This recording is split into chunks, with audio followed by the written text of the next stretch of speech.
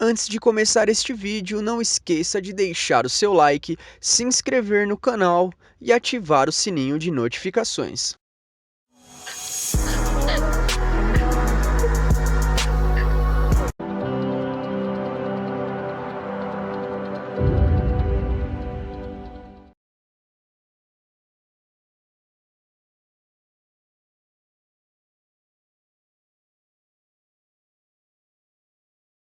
Desde seu primeiro lançamento em 2007, a série Assassin's Creed vem recebendo elogios tanto da crítica especializada como do público. Embora a trama do jogo aborde uma disputa entre assassinos que defendem o livre-arbítrio e templários que pretendem dominar o mundo, a franquia já utilizou de vários períodos e acontecimentos históricos diferentes como cenário para o desenrolar de cada episódio, como por exemplo, o Renascentismo, Revolução Americana, Era Vitoriana, Revolução Francesa e não para por aí, tanto avançando no tempo como regredindo. A questão é que observar a história dentro do jogo é fácil, mas a análise que faremos não será apenas histórica, mas filosófica, pois o que abordaremos na aula de hoje é: você pensa? Não sei. De qualquer forma, você acabou de parar para pensar se pensa. Estranho, né? Mas o que é o pensamento? Bugou, não foi? Achou confuso? Então, para você pensar mais um pouco, roda a vinheta.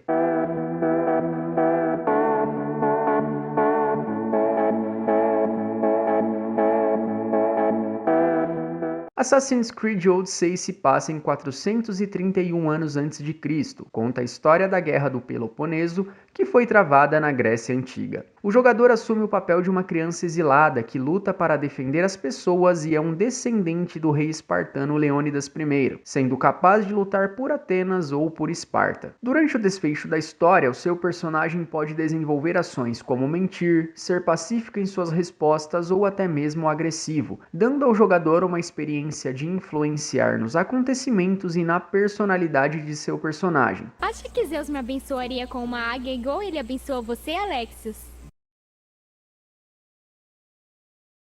Vou tentar falar com ele para você.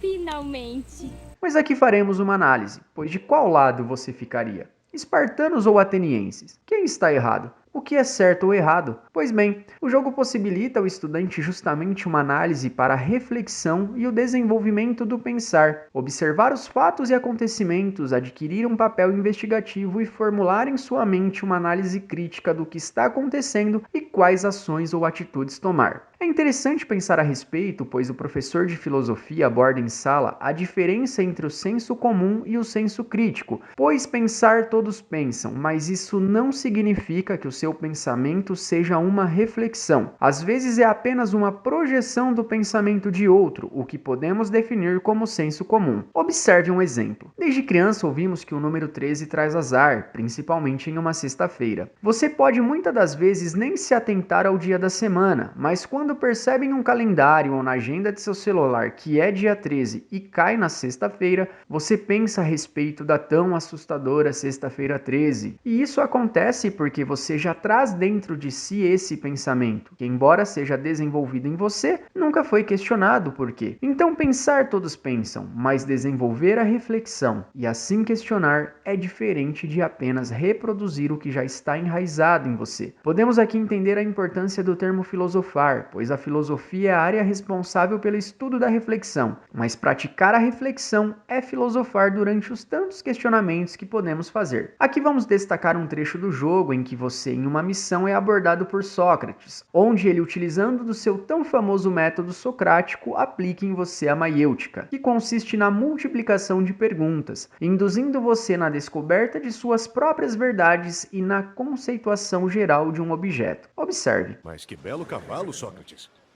É um cavalo muito bom, bem resistente e também é um cavalo roubado. Parece que terei que denunciá-lo, Sócrates. É o que um cidadão de bem faria, certo? Ah, muito bem. Ainda que um tanto imprudente, sem saber de todos os detalhes, não acha? Era uma piada. A verdadeira questão é se existe verdade por trás da piada ou se alguém pode mudar de opinião após a história se revelar por completo. Que história é essa? Há um homem aqui perto que foi responsável pelo roubo do cavalo. Estive contemplando sobre como melhor proceder, mas gostaria de saber o que você acha que é certo. E como devo tomar minha decisão? Suas opiniões são só suas, mas falar com o próprio ladrão talvez lhe ajude a decidir. Poderia tal crime ser justificado? É uma consideração interessante. Se você o pegou roubando um cavalo, por que ele não iria simplesmente fugir? Pela esperança de ficar com o cavalo, é aí que você entra. Vou deixar que ele lhe conte o resto. Tem algo a dizer? O homem que eu roubei não dará falta. Ele tinha vários outros, enquanto que o meu cavalo morreu semana passada. Se eu tivesse dracmas para um novo, teria comprado. Você roubou o cavalo para usá-lo ou vendê-lo? Eu tenho uma família para alimentar. Esse cavalo vai me ajudar na fazenda. Além disso, não tenho outra forma de viajar agora. Não havia outra opção? Não consegui pensar em nenhuma. Acredite, sinto vergonha pelo que fiz. Por que escolheu especificamente esse cavalo? Ele era o mais fácil de pegar. Nenhum motivo além desse. Mas me certifiquei de que não era o melhor cavalo dele. Um ladrão cortês? Eu não roubei por diversão. Fiz isso porque não tinha outra escolha. Você não faria a mesma coisa se fosse a sua família? Já pensou o que deve ser feito? Se ele precisa do cavalo mais do que o homem de quem o roubou, que fique com ele. Lhe servirá melhor. Então, a decisão de que um crime requer uma consequência ou uma recompensa é dependente dos motivos por trás dele. Um pensamento intrigante, mas poderia ser perigoso pensar de tal forma. A verdadeira questão é se minha decisão realmente importa, ou se este foi só mais um teste para ver o que eu faria. É bem possível que as duas coisas sejam verdade, mas também que nenhuma seja. Deixe-me perguntar mais uma coisa. Se um homem mata outro para salvar muitos, suas ações podem ser consideradas justas? Ou deve o homem ser punido? Se a ação teve um bom motivo, então ele agiu corretamente. Então, em situações assim, pessoas como nós podem determinar a lei? Muitos diriam que um assassinato ainda merece uma consequência. As pessoas cujas vidas foram salvas discordariam. Então, talvez, tomar decisões que afetem a maioria das pessoas positivamente seja o caminho correto, não acha? Já terminamos? Não posso ficar aqui o dia todo. Claro que não pode. É um luxo para poucos. Mesmo aqueles com tempo para isso, muitas vezes não possuem a capacidade mental para tais coisas. Sei.